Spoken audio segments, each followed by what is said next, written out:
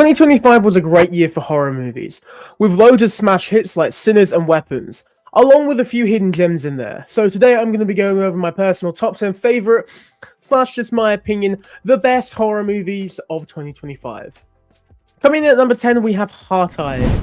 This is a movie which I'm very sad I missed when, the theatrical release was happening, because it is a load of fun and overall just a great movie. You got Mason Gooding in there from the recent Scream movies, and then you got someone else in there who I can't remember the name of currently, but I really enjoyed this movie. It's a Valentine's Day horror movie, which is very rare these days. You don't really get a lot of those, which is kind of sad because, it's a great time to make horror movies around couples and everything. A lot of horror movies are based around couples. Why not throw them in on Valentine's Day? And I thought the killer design for this movie was just fucking sick, and like the heart eyes that light up in the dark, it's just awesome. The mask is really cool. Everything was really cool. My one problem was the reveal, because it just wasn't really my favorite. The motives and everything wasn't my favorite, but I guess you can't always win. But the film as a whole is great. It has really good gore, and the chemistry between our two leads is awesome. Coming in at number 9, we have Silent Night, Deadly Night 2025. This stars Rohan Campbell, and it is a load of fun. It is a new adaptation of the original, and as of recording this, I've seen it twice in cinemas so far, and both times I came out thoroughly enjoying myself. The film has a load of good gore, not as much gore as I expected from it, but at the same time, it isn't really that necessary. It still really worked where it was used. It doesn't go over the top with the gore like I was expecting, which I did enjoy, but there are some moments where it does, and in said moments, like the barn party scene, it's awesome. And speaking of those scenes, they're all just really cool. The new angle that they had on Billy in this movie was really interesting to me. I like the sort of connection that he had with all the previous killers and stuff, which I thought was kind of interesting. Like, the guy who killed his parents is connected to him. I just thought that was really interesting. My one downside for the movie is the ending of the movie, which I thought wasn't, my favorite choice. It's not a bad ending by any means, but it was not my favorite choice for how they were going to end this. I saw it coming when I saw a certain someone pulling up somewhere, and I was like, oh god, I know how this is going to end now. No. But they do still leave it open for them to make a sequel, and I'm very excited for that if they do, because this movie is amazing. Coming up next, I have Clown in the Cornfield. This is one which I also wasn't expecting to enjoy that much. I did also miss the theatrical window for this, annoyingly. But my friend Dylan was like, hey, it's a good movie, so I was like, I'll check it out, I guess. And it is a good movie. I really enjoyed the whole dynamic between the younger generation versus the older generation and all of that. I thought that was really cool. I liked a twist that they did with two of the characters in the movie. The lead actress in this was really good. I hope to see her in more stuff. And overall, just the designs and everything was really cool. They had some decent kills in there. And I just really did enjoy the movie as a whole. I thought that it was fun. It's a funny little horror movie. It's from the same guy who did Tucker and Dale vs. Evil, which is evident in this because, it has a similar style, I guess. Coming up next, we have The Monkey. Now, this is coming from Oscar Perkins, who released 2 movies this year, Keeper and The Monkey. Keeper was not received as well as this movie or as Longlegs. I still did enjoy that one. I didn't think it was near as bad as anyone said. It just wasn't, the same as the other two. I do really like his style of filmmaking. This movie, of course, is very comedic. It's much more of a horror comedy than the others. And despite that, I do just love it. I already have it on DVD. It's just, I needed this movie like the second it came out. And it's gas. Like, it's got some really fun gore, some really interesting storytelling. I loved basically everything about this movie. It was just a fun time. It's gory as hell. It's funny as hell. The cast is phenomenal. You got Theo James as our 2 leads. You actually have Rohan Campbell in this as well. So he's had some, decent roles this year. He was more of a side character in this, though, but he did keep the plot going along. And overall, I just really, really like this movie. I saw it, I think, a week or 2 early. I went to a stream and seen it was this, and I was like, hey, I'm excited for this movie. I may as well see it a few weeks early, and I thoroughly enjoyed it because it was great.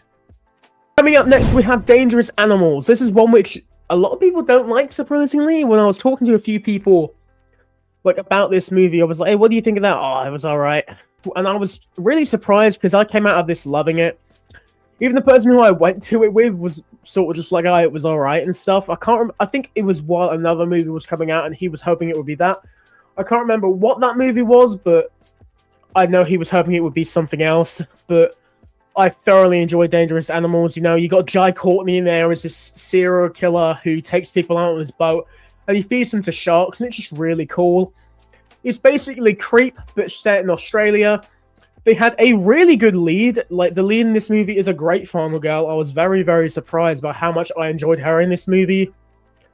And overall, like, Jai Courtney is just a blast. I love him, and I just want to see more of him with these movies. I want to see more Jai Courtney in horror movies. Please, can we make that happen, guys?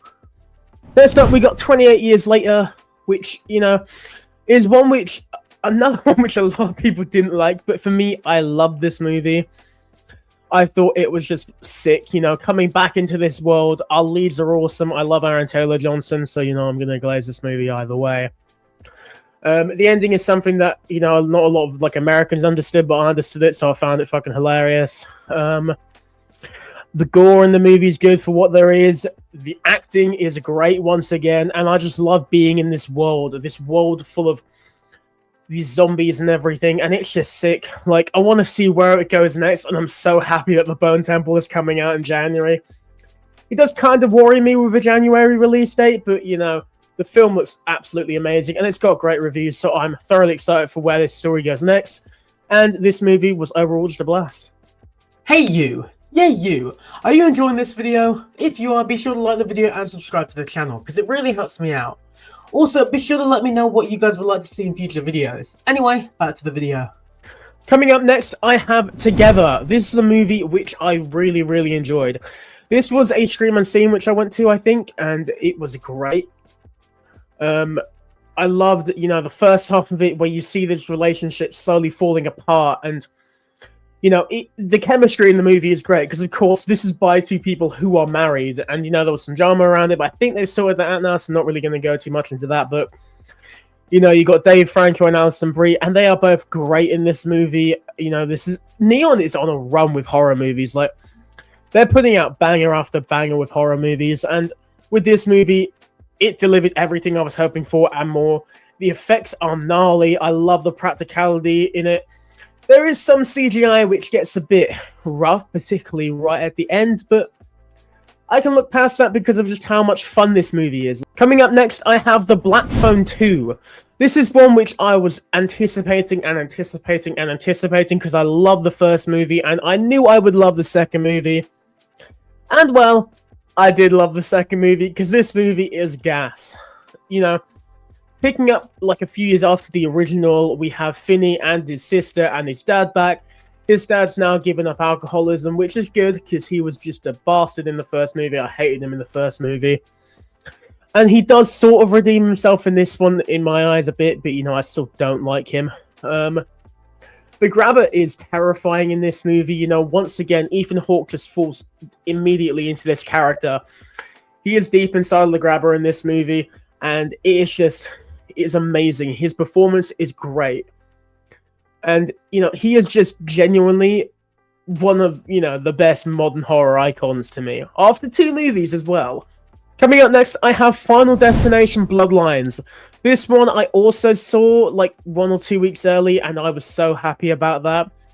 Mainly because I got my review out early, but also because this movie is fucking amazing. It has Tony Todd coming back for one last time, and they go into his character a bit more, and I love the send-off that they did for him. It was just beautiful. The set pieces in this movie are great. The gore is great. The CG gets a bit rough, but you know, what else can you expect from Final Destination at the end of the day? And the new cast is really fun. I love seeing my goat Murphy from The 100. I do not remember his actual name, so my bad, bro. I'll pull it up on screen right now. But it was great seeing him in this movie. The lead actress was really good. I loved the whole storyline with like the whole family and everything. I thought that was really smart. And with Final Destination 7 confirmed, I'm very excited to see where it goes next. Coming in with some honourable mentions for this year, we have Locked, which is a movie with Bill Skarsgård and Anthony Hopkins, which I just thought was a fun time. We got Keeper, which, you know, it's the other Oscar Perkins movie. It's more of like a folk horror movie, but I thought it was a lot of fun. We got Sinners, which I don't think is as good as everyone does say, but it is a damn good time. And we have Weapons, which I found kind of boring and I couldn't see after the movie, but at the same time, it was fun enough for me to where I could enjoy it.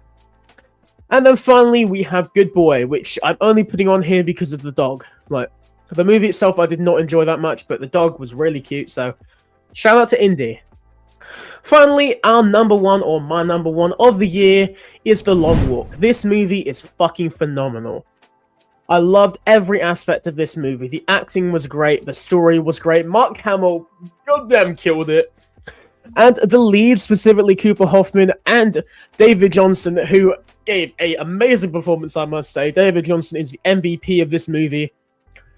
Was great. You know, every actor in this movie gave it their all, and I loved it. Every single person in this movie was great, and the whole story was just really, really heartbreaking at the end, especially, and I love to see maybe another film set in this universe, but if not, this is a great one-off, because of course there is not a sequel book, I think.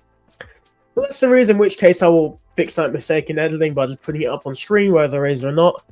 But either way, I could, like, rave about this movie for ages. The cinematography is beautiful, you know, it takes you through rural America just beautifully.